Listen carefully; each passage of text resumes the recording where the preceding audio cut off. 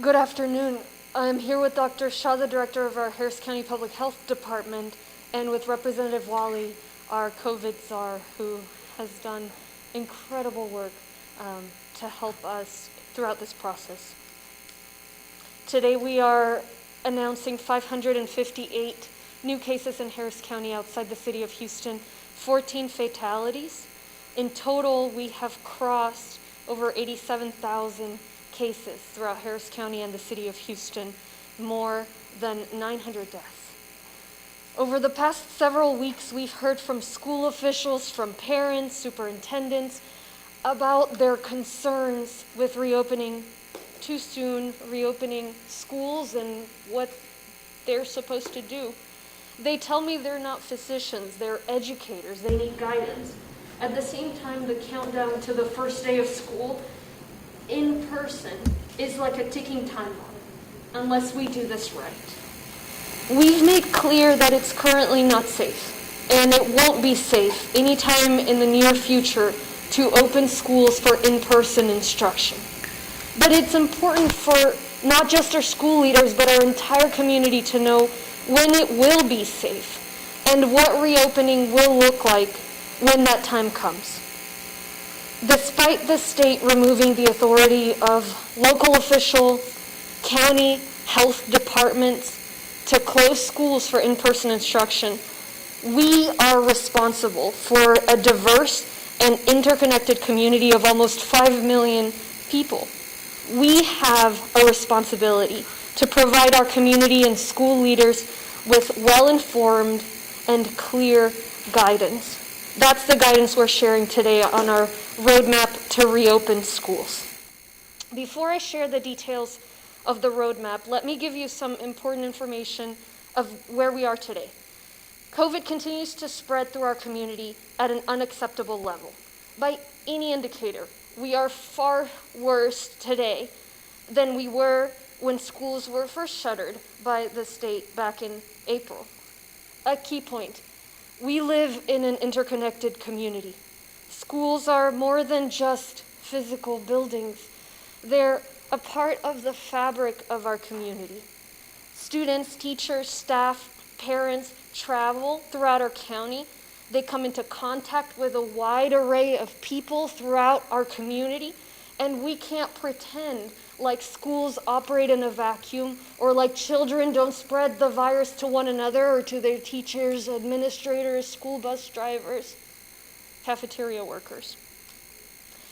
Throughout this crisis, our core team working on COVID-19 response and our public health department have worked with experts and with colleagues across the nation. In creating this plan, those same team members have revisited the contacts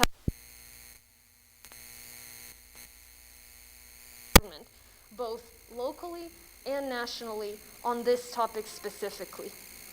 The team has also researched local, state, national, and international models around reopening schools. This roadmap is designed to put Harris County schools back on track for a realistic, responsible, safe, and sustainable reopening. The roadmap has two parts. The first part is the Harris County threat level system, or color-coded system. I've said many times that we can't rely on arbitrary dates or wishful thinking when it comes to reopening. That's why the roadmap provides school districts with a common set of data, be they good, bad, or ugly, to guide decision making. The common set of data is our COVID-19 threat level system, which is currently at level 1, severe, red, uncontrolled transmission. The threat levels, red, orange, yellow, and green, are defined by 4 sets of indicators, focused as they have been since June on case and hospitalization trends, on the percentage of the COVID-positive hospital population, on the success of public health interventions, and on the widespread availability of a treatment or a vaccine. All the indicators must be met for the threat level to change. Some will argue that one of the 5 metrics looks better in an area or another.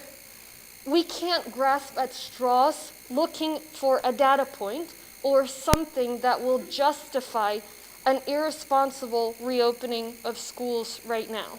That's not the point of this or the point of the threat level system. What we can do is present clear research, best practices, and informed advice on when that day comes, how we should reopen. Tying the school reopenings to our threat level indicators takes out the politics and focuses on the data. It provides a common playbook that all school districts in Harris County and everyone in our community can use. That's part one. Part two is the Harris County Public Health review and approval of plans basically implementing the recommendations in practice. It focuses on the specific steps school districts should take at each of the 4 threat levels. No in-person instruction should take place at our current level, red. In fact, no gatherings of any kind should be taking place right now throughout the community. At levels orange, yellow, and green, schools are advised to reopen at certain capacity levels. Broadly speaking, 25% or 500 people, 50% or 1,000 people, and 100% respectively at each of those levels. But only if they can implement safe practices, particularly around cohorting and social distancing, which the research tells us is key. The roadmap goes over those practices in broad terms on issues from disinfection to cohorting to social distancing and mask wearing. It lays out a process for school districts to seek guidance and technical assistance from our public health department. Harris County Public Health will be available to review the plan and to approve those that truly operationalize the recommended practice. That approval doesn't mean that no cases will occur, but it means that it's a responsible approach based on best practices on the ground. Remember, in our current climate, where community spread is uncontrolled, where we are at level red, our official position remains the same. We simply cannot responsibly open schools to in-person instruction right now. I share the frustration of teachers, parents, students, school officials about the current situation.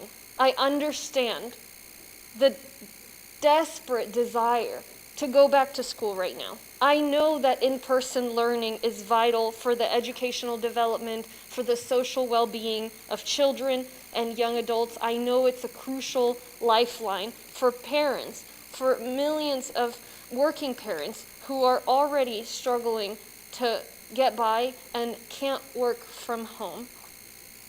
We are going to get through this. We will be back in school one day, but we'll be safe when we do it. What we can't do right now is bury our head in the sand. We can't ignore this. We can't tap our heels together and wish the current numbers away. When it comes to dealing with this crisis, we shouldn't be balancing politics with science. We should be balancing science with science. By committing to a common set of rules, we reduce the likelihood of this seesawing between open and close, which harms the students, which exhausts the community. Instead, we can work together. The curve will come down much faster. We will meet the metrics much sooner if folks stay home and follow our public health guidance. Right now at level red, no gatherings of any kind should be taking place. So think about that before you head out and decide to go to a restaurant or a beach or any kind of gathering. The extent to which you stay home and avoid all contacts will mean the day will come sooner when we can safely reopen schools. Let me conclude with this. To our school officials and superintendents, I know this feels like an impossible situation. It's hard. And I want to thank all of the superintendents and school officials who offered their feedback as we developed this plan. I want to send you a message today. We have your back. In fact, just yesterday, Commissioner's Court approved over $32 million to support a program for digital access for students. It'll provide over 250,000 devices, over 120,000 hotspots for children all throughout Harris County, throughout our cities and unincorporated areas. With the state's program, it means that school districts should not have to use their funds in order to support technology for our children, and that all of our children should have access to virtual learning tools. Ultimately, this guidance and this offer of support from our team, from our public health department, is an acknowledgement of the long and hard work that we still have ahead, and of Harris County's acknowledgement and commitment to stand by our children, by our teachers, by our community, with realistic guidance and not with wishful thinking. Thank you so much. I'm going to repeat my remarks in Spanish, then we'll hear from Dr. Shaw, Representative Wally, and we'll take some questions. En español, repito brevemente, estamos reportando el día de hoy 558 casos en el condado Harris, fuera de la ciudad de Houston, 14 muertes. Ya en el condado han habido más de 87,000 casos, incluyendo la ciudad de Houston, más de 900 muertes. Durante las últimas 2 o 3 semanas he recibido llamadas de muchos superintendentes, líderes de escuelas, padres, miembros de la comunidad acerca de su preocupación, la reapertura en persona de las escuelas. Me dicen que no son doctores médicos, que son maestros, son educadores. Al mismo tiempo, la cuenta regresiva al primer día de clases en persona se acerca. Es como una bomba de tiempo y tenemos que hacer esto correctamente. Hemos hecho muy claro, lo hemos dicho ya varias veces, que en este momento no es seguro y no será seguro en el futuro cercano el reabrir las escuelas para la instrucción en persona. Pero es importante que la comunidad entera sepa cuándo sí será responsable, cuándo sí será seguro el reabrir las escuelas a ciertos niveles. Aunque el Estado ha removido la autoridad de nuestro Departamento de Salud Pública a requerir que las escuelas permanezcan cerradas, finalmente nuestro departamento, somos responsables por nuestra comunidad. Velamos sobre esta comunidad diversa, muy interconectada, somos casi 5 millones de personas. Tenemos una responsabilidad de ofrecerle a la comunidad y a los líderes escolares guía clara y basada en ciencia. Esas son las recomendaciones que estamos compartiendo el día de hoy en nuestra guía para la reapertura de escuelas. Antes de compartir los detalles de la guía, quiero dar unos puntos de información. El COVID se continúa a esparcir a través de nuestra comunidad de maneras no vistas y no aceptables. Sea cual sea el indicador que analicemos, en este momento estamos en una situación mucho peor de la cual estábamos en abril, cuando el Estado cerró las escuelas. Un punto muy importante, vivimos en una comunidad totalmente interconectada, totalmente atadas los unos con los otros. Las escuelas no son solamente edificios físicos, no son burbujas en sí. Los estudiantes, los maestros, todos los trabajadores interactúan los unos con los otros. Entonces, no podemos pretender que existe cada escuela de por sí separada del resto de la comunidad. No podemos pretender que los estudiantes no contagiarán a sus compañeros ni a sus maestros, trabajadores en las escuelas. A lo largo de esta crisis, nuestro equipo principal y nuestro equipo de salud pública ha venido trabajando con expertos y con colegas a lo largo de todo el país. Al crear esta guía, este plan, nuestros equipos han vuelto a comunicarse con estos contactos, específicamente contactos locales, contactos nacionales en el tema de las escuelas. Han investigado prácticas alrededor del Estado, de la nación e inclusive modelos internacionales. Esta guía tiene como propósito el poner nuestras escuelas del condado Harris en camino para una reapertura sostenible, inteligente y responsable. La guía tiene 2 partes. La primera parte es el sistema de amenazas de varios niveles que desarrollamos hace unas semanas. Ese sistema tiene 4 niveles. Hemos dicho ya varias veces que no podemos simplemente listar una fecha arbitraria y pretender que el virus va a obedecer una fecha arbitraria que solucionemos. De lo que sí debemos hacer es tener una guía común, respetar los indicadores, sean buenos o malos, bonitos o feos, simplemente ver la realidad y adaptarnos. En este momento, los indicadores comunes son nuestro sistema de amenaza de niveles de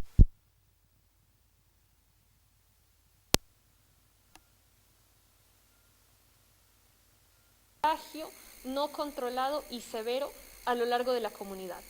Los niveles rojos, naranja, amarillo y verde son definidos por 4 indicadores. Esos indicadores desde junio han tenido un énfasis en las hospitalizaciones y los casos, cómo van cambiando estos, el porcentaje de la población hospitalaria que tiene coronavirus, el éxito o no éxito de las intervenciones de salud pública y la disponibilidad de una vacuna o tratamiento. Todos esos 4 indicadores deben ser cumplidos antes de que se cambie el nivel de rojo a naranja, de naranja a amarillo, de amarillo a verde. No se trata de simplemente encontrar un solo indicador que nos dice que podemos abrir el día de hoy. Tenemos que ver todos juntos. Al atar las reaperturas escolares con estos indicadores, estamos ofreciendo a los distritos escolares una guía común que todos podemos utilizar. Se trata de eliminar la política de cómo vamos a atacar esta situación.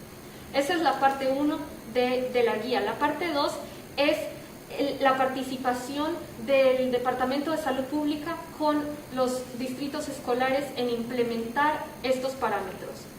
Se enfoca en específicamente qué pasos deben tomar los distritos escolares para poder reabrir de una manera segura. En este nivel, el nivel rojo, el nivel 1, no debe haber ninguna instrucción en persona. De hecho, no debe haber ningún tipo de reunión a lo largo de la comunidad. A niveles naranja, amarillo y verde se le pide a las escuelas que consideren reabrir solo a cierta capacidad, ¿sí? 25% o 500 personas, 50%, 1000 personas y 100% respectivamente. Pero solamente siempre y cuando puedan implementar prácticas de seguridad, especialmente alrededor de agrupamiento, distanciamiento social, utilización de mascarillas y el poder desinfectar todas las varias superficies. Nuestra guía cubre las prácticas en general y también ofrece un proceso para que el Departamento de Salud Pública pueda terminar trabajar con todos los distritos escolares a implementar esta guía. Entonces el departamento se hace disponible para revisar sus planes y aprobará los planes que consideren apropiados. Recuerden, en este momento que tenemos este contagio tan severo, nuestra posición oficial es la misma. No deben haber escuelas en persona. Comparto la frustración, comparto el cansancio que tenemos todos, los padres, los niños, las familias, los maestros. Todos queremos regresar a la normalidad tan pronto posible.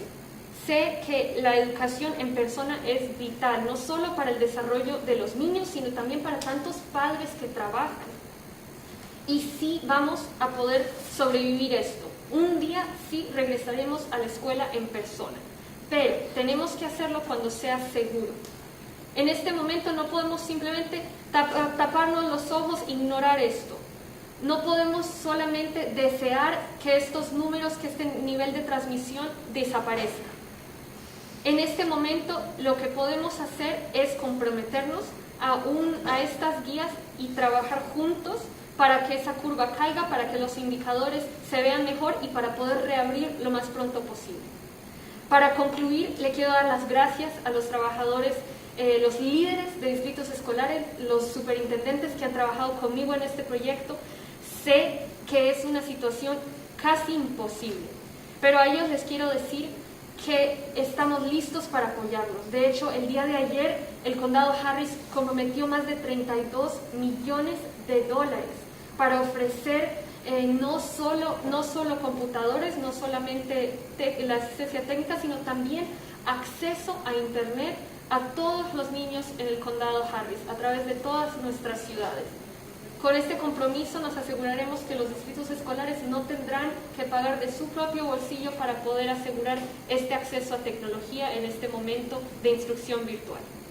Finalmente, esta guía, este plan y también la oferta de apoyo por parte de nuestro Departamento de Salud Pública es un reconocimiento del trabajo arduo y largo que tenemos enfrente. Y también del compromiso que tiene el Condado Harris para con nuestros niños, con nuestros maestros, con nuestra comunidad, y el compromiso a guía realista, no guía que se basa en lo que nos gustaría que sucediera. Entonces seguiremos trabajando juntos en esto. Toda la información está en readyharris.org. Thank you so much. We will now hear from Dr. Shaw. Thank you so much for all the work you and your team have been doing. And then we'll hear from Representative Wally and take questions.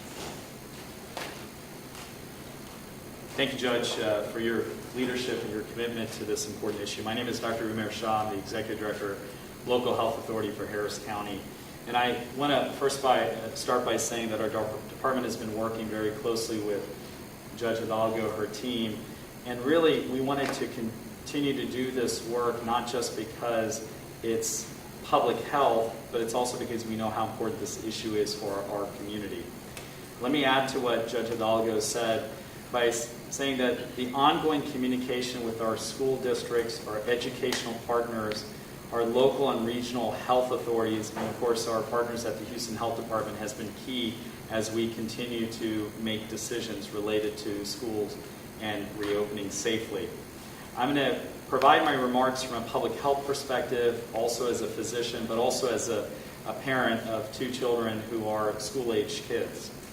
For the last few months, our team has been working nonstop on this issue, and I want to thank my team, Dr. Iniego, Dr. Rivera, our school reopening task force members, who have all put a lot of passion and commitment into this issue. Many of them are also parents and very concerned about this issue themselves.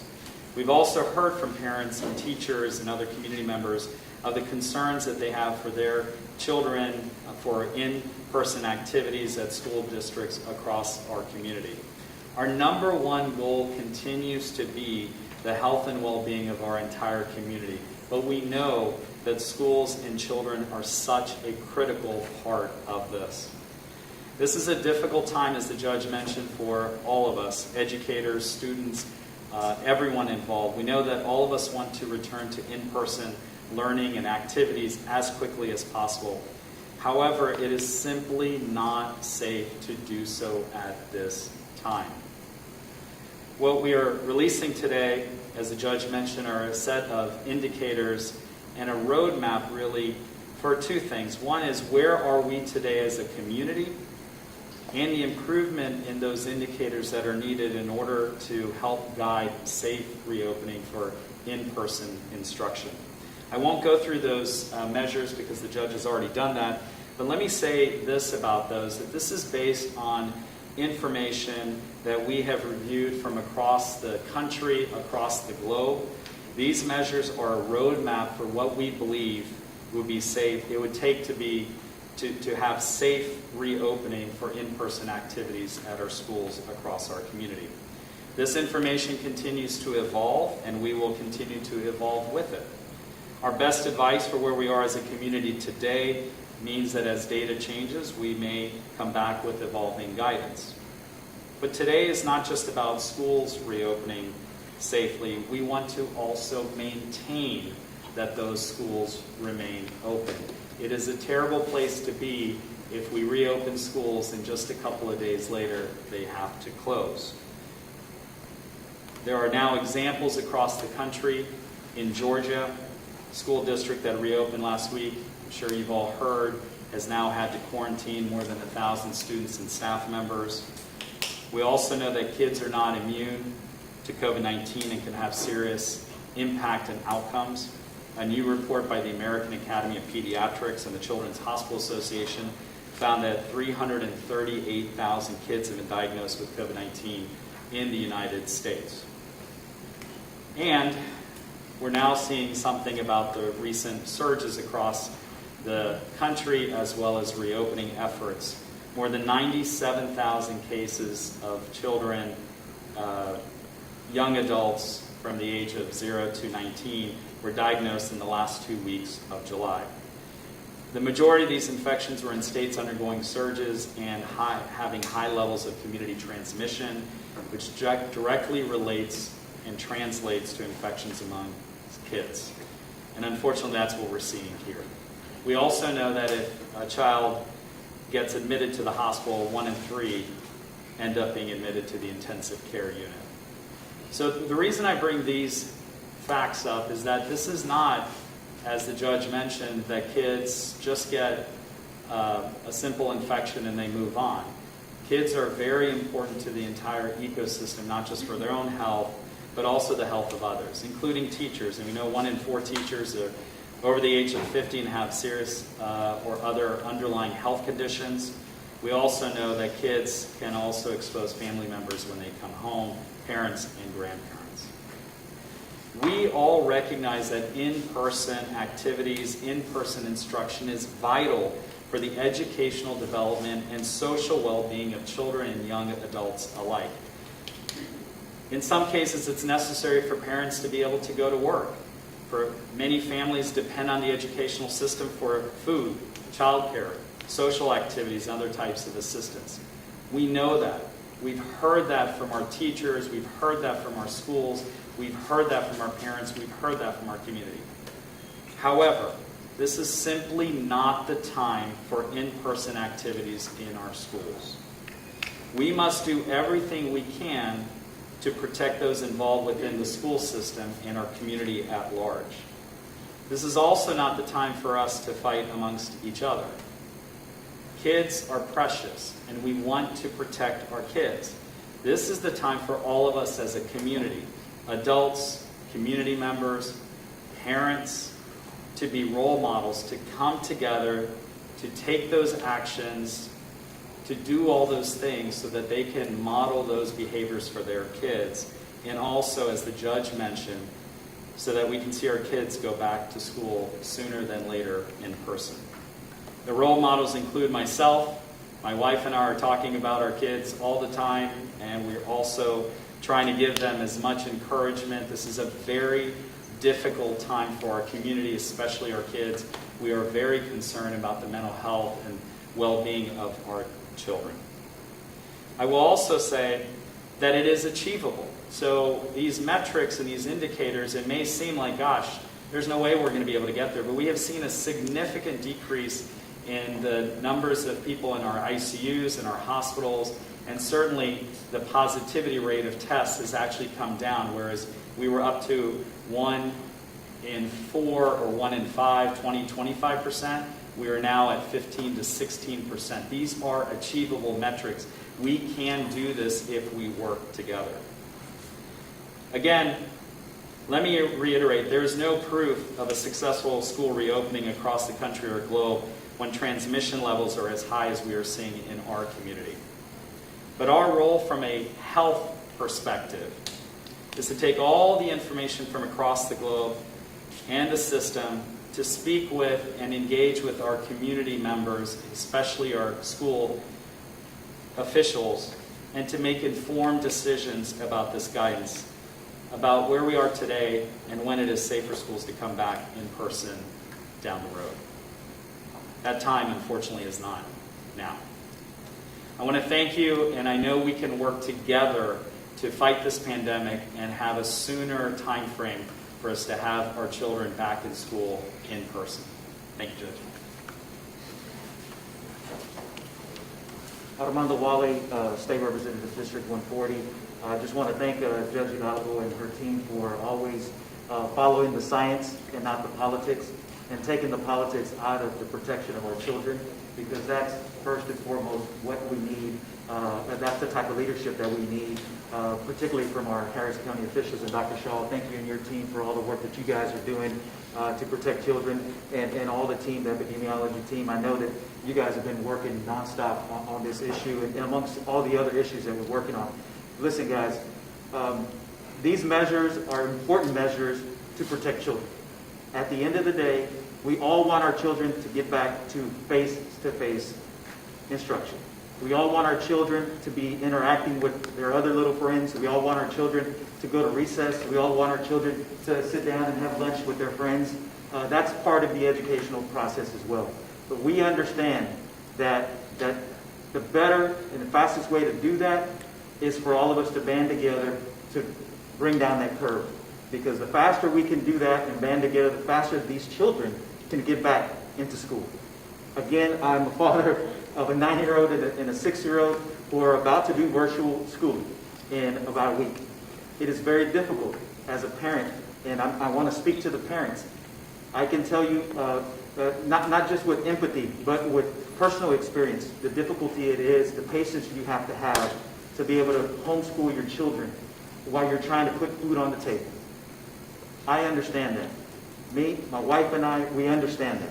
And so what I want parents to know is that the judge, Dr. Shaw, are taking your considerations into account, right? Because at the end of the day, it's the safety of our children that is first and foremost. So parents, still be patient with your children. Be kind to your children. There are going to be some tough times. Believe me, I've experienced those at the end of last semester with my 2 children. How tough it can be. How to try to get your 2 little boys to sit down and do homework. And in essence, try to get them to pay attention and look at a screen for a couple of hours to do their assignments. I understand that. And on top of that, the various school programs that they have to log on to be able to finish and complete their homework and their assignments. We understand that. At the end of the day, it's about the safety of the children. And so I do want to also acknowledge Commissioner's Court for their action yesterday on the $32 million on digital divide. On particularly, it's a concept of digital divide that has long-term implications, but in the short term, this is a great investment, $32 million investment in children and families so that they can get, one, connected in hotspots, but also the devices for those children that may or may not have a device. And there's going to be partnerships, I understand, with the independent school district. So that's going to be a very, very robust program. And I want to thank Commissioner's Court and Commissioner Garcia, I think, is the one that sponsored the item. So that is a big step in the right direction. Lastly, at the end of the day, these recommendations are following the science. They're not following the politics. And to the extent that we can work together as a community, from the superintendents to the teacher's aide, the paraprofessionals, the registrars, the custodians, the bus drivers, the mechanics that work on those buses. It's all about all of those folks, and obviously the teachers and the children that are being in these classrooms. And we hope to get them there sooner rather than later. But look, at the end of the day, we need federal help. At the end of the day, we need federal help because there are a lot of families that need child care, Dr. Shaw and Judge. They need child care to be able to get to work as well. And so I'm asking our state and federal partners to to pass a bill to get us more resources to do the work that we need to do the public health that we need to do, but also to respond for the recovery that is about to happen in the next couple of months. So thank you, Dr. Shaw. Thank you, Judge Hidalgo. Appreciate your work. Thank you so much, Representative. We'll now take questions.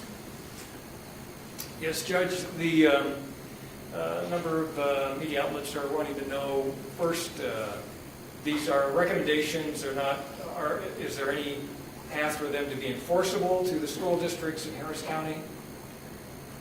Yeah, so remember that we had the authority initially, right, to require that schools not open for in-person instruction. Unfortunately, that's been stripped away.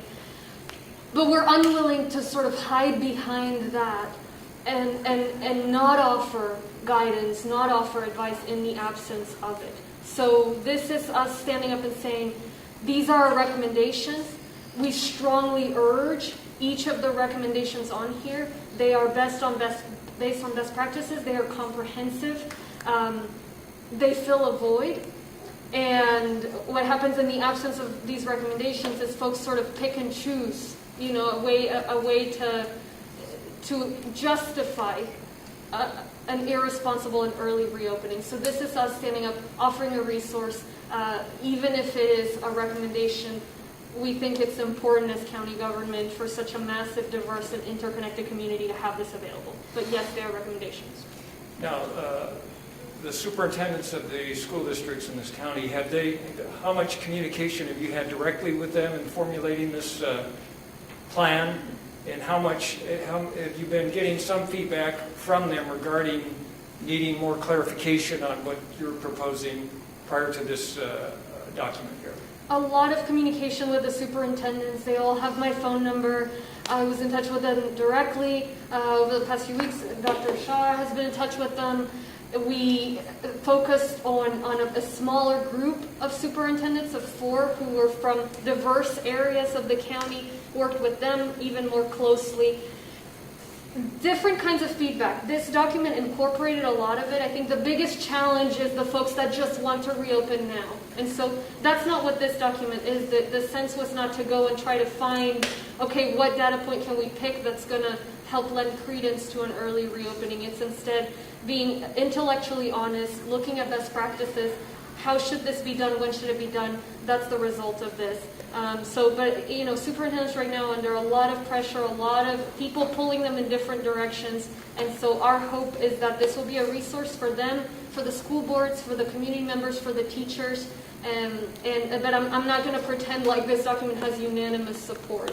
It is a discussion, and then it was fundamentally, we have to provide what the best practices show. As Dr. Shaw said, there is no example of a successful reopening in a community with numbers such as ours, either now or anytime soon. And in fact, we have to look at all indicators, and we have to look at the entire community. We can't pick and choose a certain zip code and whatnot. Now, the TEA apparently the TEA says it's still debating if it'll track COVID cases in public schools. What would you say about the guidance you're getting or not getting from the TEA? Is there a message you have for the TEA?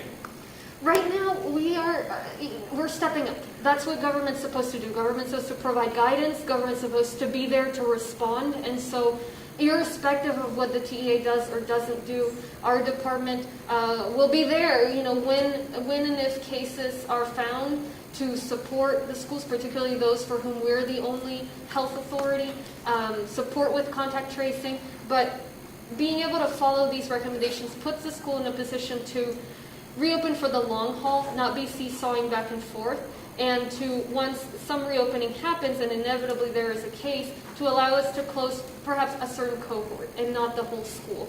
It's going to take work. It's going to take getting those numbers down and then implementing these measures in practice. And they're quite thorough, but of course it would have to be done in conjunction with the department. Now, is the county going to be trying to track, presuming that there are schools that do open, is the county going to be tracking COVID cases that come from the schools? Is there a plan for that or a process? We do ask here that schools, irrespective of what they choose to do, that they reach out to us and reach out to their health department if there's concurrent jurisdiction when and if cases arise. And so, of course, we're going to be trying to keep track of that. We're going to be trying, of course, we rely on the schools reaching out. But what we're saying is, why wait until there is an outbreak? Why not plan? Why not be proactive? Why defy the science and the best practices for the sake of political expedience and putting our children and our teachers at risk? But yes, we will be there, and to the extent that we get the information from the districts, we'll keep track of what's found. As far as the initiative to provide technology to the underserved students and areas, is this something that you're doing in direct conjunction with the school districts, or is this more of a county, like an educational initiative without direct coordination with school districts? The initiative to provide technology is in very close coordination with the school districts. We've been sending surveys, we've gone back and forth with the districts to understand their specific needs, and we'll continue to stay in touch to see if somehow we missed a particular population of students. And so the idea is the state put forward some funds. They require a match. Rather than have the school districts match the funds, the county will do that. And then in addition to the state program, the county has gone outside of that and into its own separate program to cover any gaps that the state program may have missed. We're doing this as quickly as possible. As soon as those devices arrive, should be in the next 2 to 3 weeks, which is not fast enough for some of the schools that are starting very, very soon. But this is a Herculean effort, and it was done in the way it wasn't so much, okay, how many funds do we have available and how many devices will that buy? Quite the contrary. We asked the school districts, what do you need? We calculated what of that gap will the state meet, and then with what was missing, we figured out how much that costs, and those are the dollars we're putting forth, which is $32.1 million. So is this is the monetary part of this? Is it basically sending that to the school districts for them to purchase the computers, or is the county purchasing the technology? I mean, how is the money going out? And how does it actually?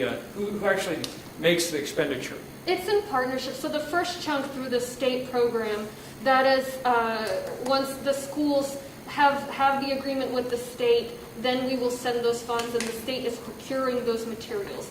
The second part of the program, which is to fill any gaps that may exist, that is more directly coming from Harris County. Overall, right now, they're in the process of, they've already started the process of procuring the hotspots, the computers, and getting them over here as quickly as possible.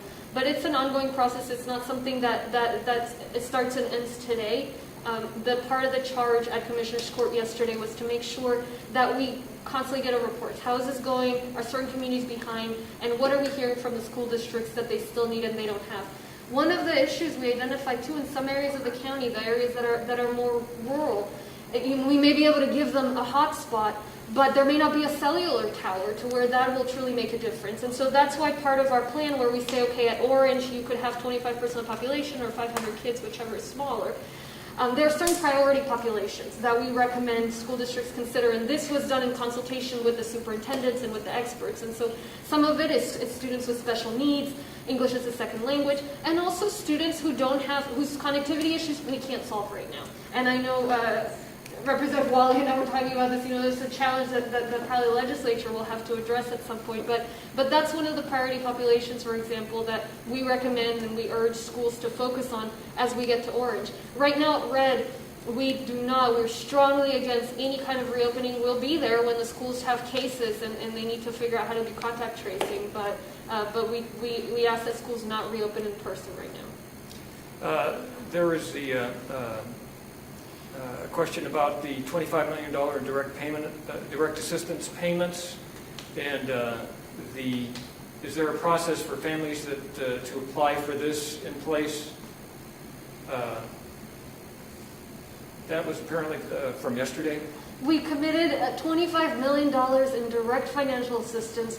That is on top of the $30 million that Harris County already allocated and has been dispersing. And that's because we recognize the economic pain that families are under right now. So that program is currently being worked on. We're working so that folks who applied for the first program are automatically considered for this one. We know a lot of people applied and were turned down. We received a lot of applications, but it'll be similar. It'll be a randomized drawing. It will not be first come, first serve. And folks who with lower income, folks who've not received aid first, folks who are more vulnerable will have more entries in the randomized drawing. The process to apply for that has not been made available yet. We'll make it available as soon as possible, but of course we've got to build the program, and that takes a couple of weeks. Okay, I think that covers the questions. All right. Thank you.